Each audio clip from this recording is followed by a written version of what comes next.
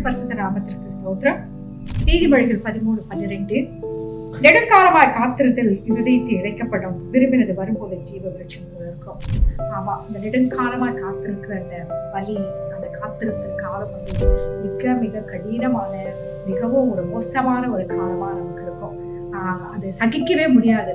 எப்படி மேற்கொள்றதுன்னு கூட சில சமயத்துல தெரியாது.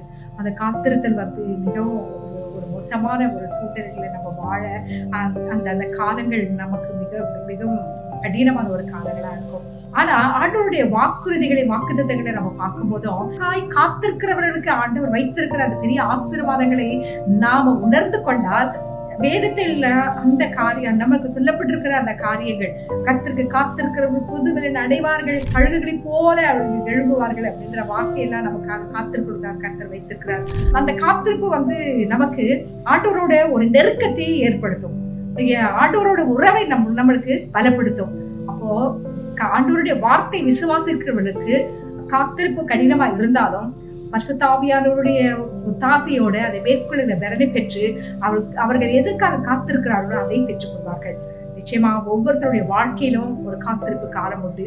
ஆனா கண்டிப்பா நிச்சயமா கர்த்தர் அந்த காத்திருப்புக்கு பின்னால ஒரு மகிமையான அவருடைய ஆசீர்வாதத்தை நாம் சுதந்திரித்துக் கொள்வோம் என்ற ஒரு நிச்சயத்தோட நாம அந்த காத்திருப்பு காலத்துல நம்ம வாழ பழகி கொண்டால், ஆண்டவரோட உறவுக்குள்ள நம்ம பலப்படும் பொழுது நிச்சயமா இந்த ஜீவ விருட்சியம் போல இருக்கல்ல, ஆண்டவர் வந்து ஒரு காரியத்தை எடுத்து கொடுக்கிறாருன்னா சும்மா கொடுக்க மாட்டாரு.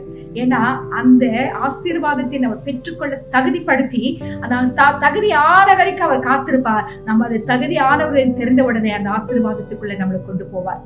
அதுதான் அந்த காத்திருப்பு காலத்தில் நடக்கின்ற ஒரு பெரிய காரியம்.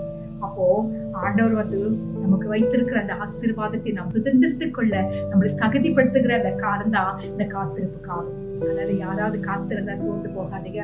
நிச்சயமா உங்களுடைய வாழ்க்கையில கர்த்தர் காத்திருப்புக்கு பிறகு ஒரு பெரிய ஆசீர்வாதத்தை உங்களுக்கு வைத்திருக்கிறார் என்பது மறந்து போகாமல், கர்த்தருடைய பலனை கொண்டு, பரிசுத்தாவினுடைய பலனை கொண்டு நாம் இந்த காத்திருப்பு காலத்தில் ஏற்படுகிற பிரச்சனைகளையும் போராட்டங்களையும் மேற்கொள்கிற பலனை பெற்றுக்கொள்ளும்.